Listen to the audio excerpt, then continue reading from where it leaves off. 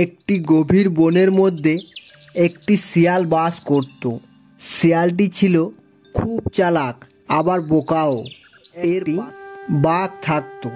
বাঘটি ছিল খুব শয়তান প্রকৃতির।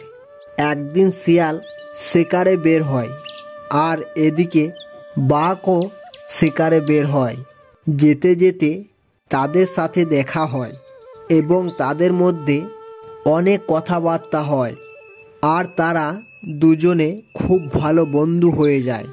কিছুদিন পর শিয়ালের দুটি সুন্দর ফুটফুটে বাচ্চা হয়। তাই শিয়াল খুব খুশি। তাই কিছুদিন ধরে সে শিকার করতে যায়নি তার ছোট্ট বাচ্চাদেরকে ছেড়ে। তাই বলে, ছোট্ট বাচ্চাদেরকে ছেড়ে শিকারে যেতে পারছি না, কিন্তু এভাবে তো চললে হবে না, আমাকে শিকার করতে যেতেই হবে, না হলে না খেয়ে মরতে হবে। এই বলে সে তার ছোট্ট বাচ্চাদেরকে নিয়ে শিকারে বেরিয়ে যায়। যেতে যেতে একটি টুনি পাখির সাথে দেখা হয়। শিয়াল ভাই, কোথায় যাবে এই ছোট্ট ছোট্ট বাচ্চাদেরকে নিয়ে?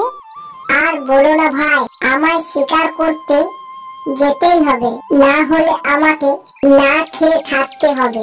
তাই আমি বাচ্চাদেরকে নিয়ে বেরিয়েছি। তুমি এই ছোট্ট বাচ্চাকে নিয়ে কিভাবে শিকার করবে? তুমি যদি চাও তাহলে তোমার বাচ্চাকে আমার কাছে রেখে যেতে পারো। তুমি আমার বাচ্চাদেরকে দেখে রাখবে? হ্যাঁ, রাখবো। তাহলে তো আমার খুব ভালোই হয়। বেশ, তাহলে আমি আসি। এই বলে শিয়াল শিকারে চলে যায় আর টুনি তার বাচ্চাদেরকে আগলে রাখে করে চলে আসে। এসে বলে, তুমি খুব ভালো।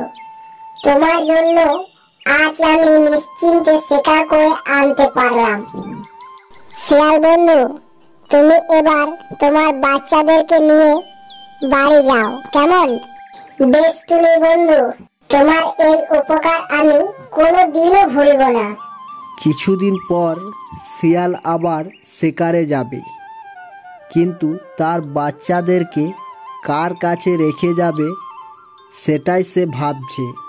ভাবতে ভাবতে তার বন্ধু বাঘের কথা মাথায় আসে আর বলে, বাঘ তো আমার খুব ভালো বন্ধু, অনেক দিনের চেনা।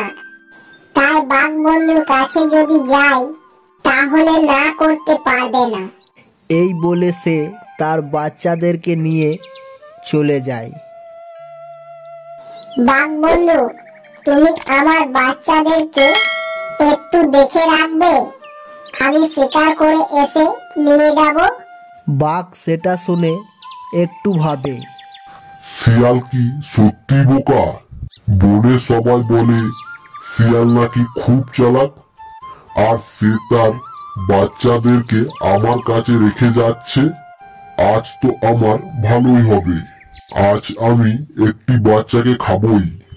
বেশ বন্ধু, তুমি যখন বলছো তাহলে তো আমাকে নিশ্চয়ই দেখে রাখতে হবে। তুমি আমার অনেক দিনের চেনা বন্ধু, তাই না? বেশ, তুমি যাও, তাড়াতাড়ি চলে এসো, কেমন? সেটা শুনে শিয়াল চলে যায় শিকার করতে। আর বাঘ শিয়ালের দুটি বাচ্চাকে দেখে তার জিভে জল চলে আসছে।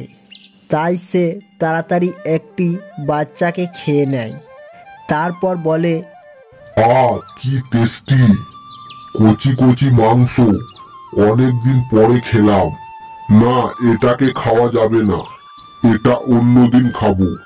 এদিকে শিয়াল শিকার করে চলে আসে। এসে বলে, বাঘ বন্ধু, আমার আর একটি বাচ্চা কোথায়? কেন? ওই বাচ্চাটা তো তোমার সাথেই গেল, তাই আমি ভাবলাম তোমার সাথে আছে। কেন, তুমি কি আমাকে সন্দেহ করছো?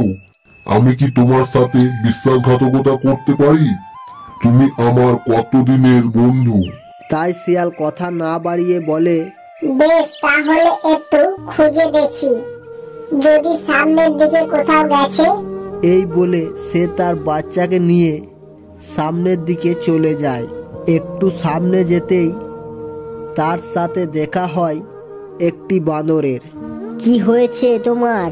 তুমি এমন ভাবে কাঁদছো কেন? তখন শিয়াল তাকে সবটা বলে, আর সব শুনে বলে, আমি দেখলাম যে বাঘ একটি শিয়ালের বাচ্চাকে ধরে খাচ্ছিল, তাহলে ওটা তোমারই বাচ্চা ছিল।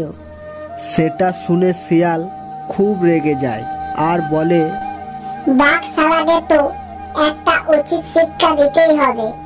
এই বলে সে বুদ্ধি খাটিয়ে বাঘের গুহার সামনে একটি খাঁচা বেঁধে রাখে আর সামনে একটি তাজা মুরগিকে রেখে দিয়ে সে বাঘকে ডাকতে থাকে। বাঘ বন্ধু, ও বাঘ বন্ধু। বাঘ তার বন্ধুর গলা পেয়ে যেই বাইরে আসে অমনি ওই খাঁচাটা নিচে পড়ে যায় আর সে বন্দি হয়ে যায়। লোভী বাঘ, তুই শালা আমার বাচ্চাকে খেয়ে নিয়েছিস আর বলছিস যে আমার সাথে গেছে, তাই না? তখন বাঘ ভয়ে সব সত্যিটা বলে দেয়। আমার ভুল হয়ে গেছে, তুই আমাকে ছেড়ে দে। আমি আর এরকম কোনোদিনও করব না, কথা দিচ্ছি। বাঘ, তোর এমনটাই শাস্তি হওয়া দরকার। তাই তুই এবার থেকে এই খাঁচায় বন্দি হয়ে থাকবি, আর কিছুদিনের মধ্যেই তুই না খেয়ে মারা যাবি, বুঝলি? তো বন্ধুরা, এই ভিডিওটি দ্বারা এটাই শিক্ষা পেলাম যে যেমন কর্ম তেমনি ফল।